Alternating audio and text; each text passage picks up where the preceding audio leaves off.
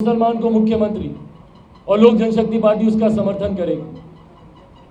मुसलमान मुसलमान मुसलमान मुसलमान नारा ये लोग रखते रहते हैं। क्या किया ये लोग मुसलमानों के लिए? एक मुख्यमंत्री नहीं बनाएंगे आप मुसलमान का? क्यों नहीं बनाएंगे बताइए? इस समीकरण का आपको वोट चाहिए। इनके नाम पे दुहाई देते आप नहीं थकते, इनके नाम पे हिंदू देवी देवताओं को गाली देते।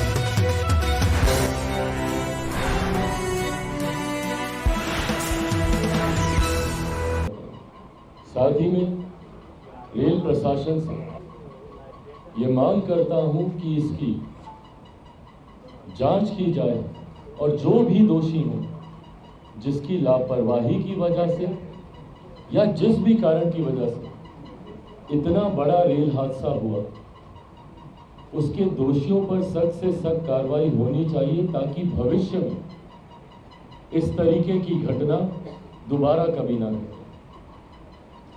मैं माननीय रेल मंत्री जी से भी आग्रह करूं और मुझे उम्मीद भी है, विश्वास भी है कि यकीनन वो खुद भी इसकी मॉनिटरिंग कर रहे हों, पर जो भी दोषी हैं उन पर कार्रवाई हो ताकि भविष्य में ऐसी घटना दोबारा कभी ना घटे।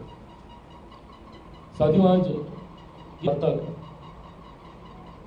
एक खास उद्देश्य है।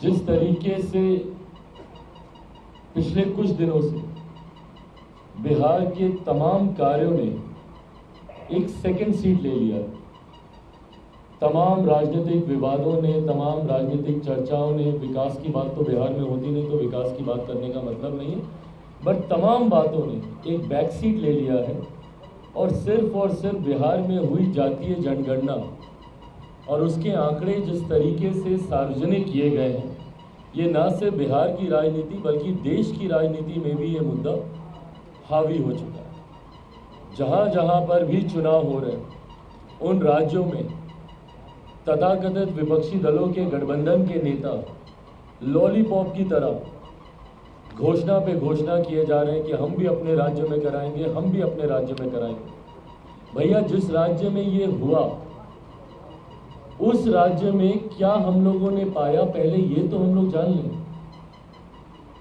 भाई, अगर एक जनगणना हुई, उसके आंकड़े कैसे हुई नहीं हुई किसी को नहीं पता, वो मेरिट्स डिमेरिट्स सब पे हम लोग आएंगे, पर उस जनगणना का लाभ किसको मिला यहाँ पर, और उस जनगणना का क्या लाभ ऐसा है जिसको लेकर विपक्षी दलों के तमाम नेता इतने उत्साहित हैं कि हर राज्य में जहां पे चुनाव हो रहा है भागे भागे जा रहे हैं घोषणा करने के लिए। आज की तारीख में 21वीं सदी जहां हम लोग चांद पे जाने की बात करते हैं, हम लोग सूर्य तक पहुंचने की हम लोग बात करते हैं। मैं खुद 21वीं सदी का पढ़ा लिखा युवा, मैं जात पात धर्म मजहब में मैं विश्वास नहीं रखता, पर उसके बावजूद मैंने और मेरी पार्टी लोक जनशक्ति पार्टी रामविलास ने जातीय जनगणना का हम लोगों ने समर्थन किया था कि जाति आधारित जनगणना होनी चाहिए। उसका सबसे बड़ा कारण कि ऐसे वंचित वर्गों के समूह को चिन्हित किया जाए जो आज़ादी के 75 साल के बाद अभी तक हाशिए पर हैं, उनको चिन्हित कर उनकी संख्या, ऐसे वंचित वर्ग के समूह की संख्या सामने आनी चाहिए जिनको अभी तक ना राजनीतिक, ना सामाजिक, ना आर्थिक किसी भी धारा से वो लोग अभी तक नहीं जुड़ पाए हैं, उनको चिन्हित करना जरूरी है। आखिरी बार 1931 में जनगणना हुई। उस जनगणना के बाद जब इस जनगणना की बात हुई तो लोगों के मन में भी एक उत्साह था कि संभवतः कई ऐसे नए आंकड़े सामने आएंगे जिसकी उम्मीद बिहार के लोग लगा के रखे हुए। और उसके बाद जब आंकड़े सामने आए तो क्या आंकड़े थे? मोटा मोटी अगर आप देखिएगा तो 1931 में जो जनगणना हुई उसी की एवरेजिंग सामने आ गई, उसी की एवरेजिंग करके उसको सामने रख दिया गया। अगर ये बंद कमरे में तैयार किए हुए आंकड़े होंगे तो उस पर भी किसी को आश्चर्य नहीं होना चाहिए। 500 करोड़ रुपया खर्च हुआ। भैया, कहाँ खर्च हुआ 500 करोड़ रुपया? कितने लोगों के दरवाजे खटखटाए गए? बल्कि मैं आप सब मीडिया के साथियों से भी आग्रह करूंगा कि एक सर्वे जनरली आप लोगों को करना चाहिए। जाइए, रैंडमली पूछिए गांव देहात में जाकर कि आपके पास कितने लोग आए, कैसे जानकारी ली गई। मैं अभी 2 दिन पहले मेरे नेता, मेरे पिता आदरणीय रामविलास पासवान जी की पुण्यतिथि पर अपने पैतृक गांव में था, शहर बन्नी में था।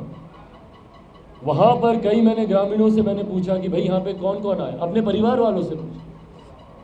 ना के बराबर लोगों ने कहा कि किसी ने हमसे आकर हमारी जाति के बारे में पूछा। तो भाई ये जनगणना हुई कैसे, भगवान जाने। और उसके जब आंकड़े सामने आए, स्वाभाविक से आंकड़े, समीकरण की उन जातियों को बढ़ा चढ़ाकर इसमें दिखा दिया गया जिसके लाभ से या जिनके समर्थन से पिछले 33 साल से ये सरकार आती जाती रह रही है। उन लोगों की जातियों को बढ़ाकर, और कई ऐसी जातियां, अनुसूचित जाति में छोटी जातियां हों, पिछड़ा वर्ग की छोटी जातियां हों, अति पिछड़ा वर्ग की जातियां हों, for that matter even upper caste की जातियों को कमतर करके इसमें दिखाने का इसमें प्रयास किया गया। और जिनसे इनको राजनीतिक लाभ लेना है, जिन समीकरण से राजनीतिक लाभ लेना है, उन चुनिंदा जातियों को बढ़ा चढ़ाकर इन्होंने दिखाने का काम किया। बहरहाल ये सवाल मैं कई बार पहले भी उठा चुका हूँ। मुद्दा ये नहीं है आज की तारीख। मुद्दा ये है कि हाइपोथेटिकली अगर हम मान भी लेते हैं कि भैया जो आंकड़े आपने सार्वजनिक किए वो आंकड़े सही हैं, भाई सरकार तो मानती है सही है, हम लोग माने नहीं माने, बिहारी माने नहीं माने, पर अगर सरकार मानती है वो आंकड़े सही है तो उस आंकड़ों को अपनी सरकार में भी मुख्यमंत्री नीतीश कुमार लागू करें। देश भर में जितने विपक्षी दलों के नेता घूम घूम कर जातीय जनगणना कराने की बात कर रहे हैं, वो लोग क्या कह रहे हैं? यही कह रहे हैं ना कि जिसकी जितनी संख्या भारी उतनी उसकी हिस्सेदारी। माननीय कांशीराम जी ने नारा दिया था, सब उसी को दोहरा रहे हैं, उसी को सब लोग बोल रहे हैं। तो भैया जिसकी जितनी संख्या भारी उतनी उसकी हिस्सेदारी कीजिए बिहार सरकार की कैबिनेट में मुख्यमंत्री जी, और उसका लाभ दिखेगा तब हम मानेंगे कि भैया जितने विपक्षी दल के नेता चुनावी झुंझुना जा जाकर बजा रहे हैं हर एक जगह कि भाई यहाँ पे भी हम कराएंगे, यहाँ पे भी हम कराएंगे, तब हम मानेंगे कि भैया बिहार को इस जनगणना का लाभ हुआ है। मुख्यमंत्री को सबसे पहले मुख्यमंत्री को अपने पद से इस्तीफा देना चाहिए। और आज पहली बार हम उनका इस्तीफा राजनीतिक आधार पर नहीं मांग रहे हैं। हम हर बार अपराध को लेकर, भ्रष्टाचार को लेकर हम उनका इस्तीफा मांग चुके हैं, पर आज उन्हीं के द्वारा दिखाए गए मार्ग पर भाई ये जातीय जनगणना मुख्यमंत्री नीतीश कुमार जी के लिए आईना है।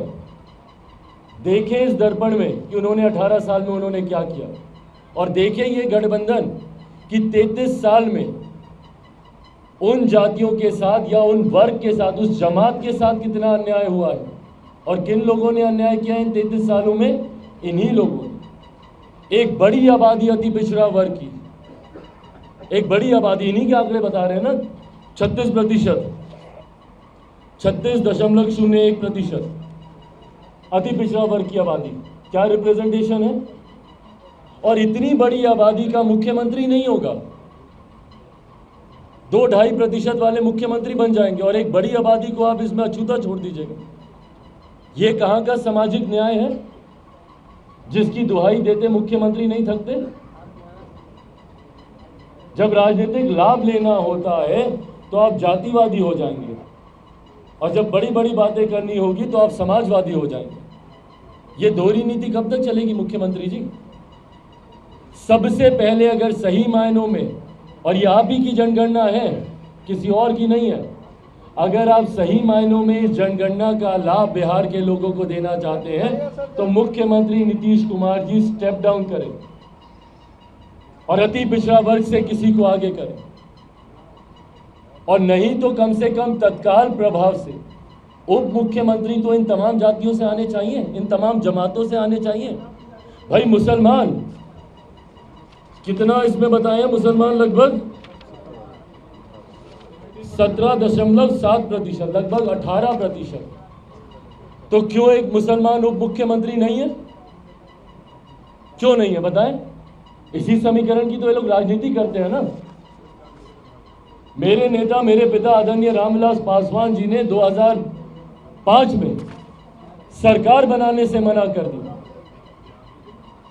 चाबी थी उनके हाथ में, आप जान ही रहे हो बातें, चाबी थी उनके हाथ में, उन्होंने मना कर दिया और प्रस्ताव रखा, और इन्हीं लोगों के सामने प्रस्ताव रखा जो बड़े सामाजिक न्याय के फ्लैग बेयरर बन के आगे घूमते हैं, इन्हीं लोगों के सामने प्रस्ताव रखा, भले वो आरजेडी होती या जेडी होती।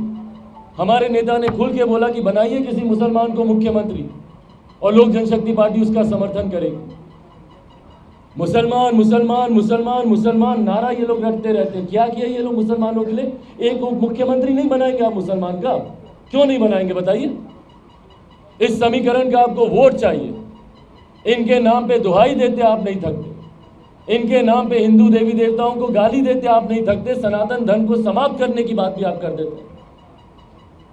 और उसके बाद जब इनको अधिकार देने की बात आएगी तो आप अधिकार नहीं देंगे। बनाइए भैया एक उप मुख्यमंत्री मुसलमान वर्ग से, बनाइए 2 उप मुख्यमंत्री। गाली देते हैं ये लोग एनडीए को, भाजपा को। 2 उप मुख्यमंत्री किस समाज से? अति पिछड़ा वर्ग से ही बनाया गया था ना। रेणु जी रही थी वहां पे कि नहीं? तारकिशोर जी रहे थे कि नहीं उप मुख्यमंत्री के तौर पर?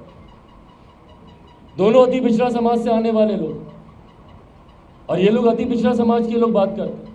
भाई अगर जातियों की अगर आपको इतनी बात करनी है, क्योंकि मेरे मुख्यमंत्री को जातिवादी सोच के अलावा और कुछ सूझता नहीं है, भाई को भाई में बांटते हैं।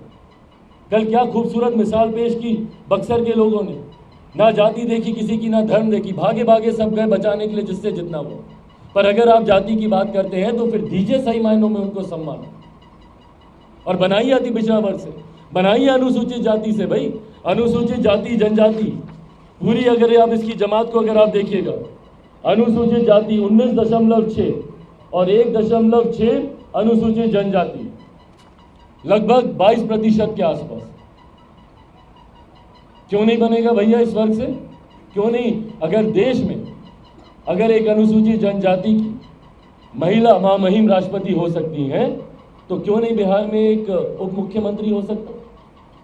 ये तमाम बातें आपके माध्यम से जनता के बीच रखने का मेरा बस इतना ही मकसद है कि जो लोग बड़ी बड़ी बातें करते हैं और अपने आप के बड़े बड़े दावे करते हैं कि देखिए हमने क्या नहीं किया अलग अलग समाज के लिए, ये आईना है ये आंकड़े उनके लिए कि बड़ी बड़ी बातें इन्होंने खूब की, पर बदले में क्या दिया? पिछले 3 दशक से मैरी गो राउंड की तरह सिर्फ 2 जातियों के बीच में कुर्सी का आदान प्रदान चल रहा है, और बाकी एक बड़ी आबादी अनुसूचित जाति जनजाति को मिला दिया जाए लगभग 20%, अगर इसको जोड़ दिया जाए अति पिछड़ा 36%, 47, 56, और उसके बाद 20% आप जोड़ दीजिए इसको मुसलमानों को, 56 हो गया 66, 76, 76% लोग एकदम सत्ता से गायब है। और इन लोगों की हिस्सेदारी की बात ये लोग कर रहे हैं, इन लोगों की दुहाई देते देते जनगणना करवा रहे हैं, और इसी के आधार पर देश के बड़े बड़े विपक्षी नेता अलग अलग राज्यों में जाकर कर रहे हैं। भाई पहले बिहार आए ये लोग अपनी बैठक के लिए, अपने लाभ के लिए, तमाम ये विपक्षी दलों के गठबंधन के तमाम घटक दल वैसे तो बिहार आ जाएंगे, अब आए ना बिहार, आए बिहार और बोले कि भैया जो चीजें जो जातीय जनगणना आपने की है उसके आंकड़े अब सार्वजनिक हो गए हैं, अब इसको मंत्रिमंडल में भी अब इसको लागू किया है। तब हम लोग मानेंगे कि हाँ भैया इसका लाभ है, अब करवाइए आप लोग राजस्थान में करवाइए।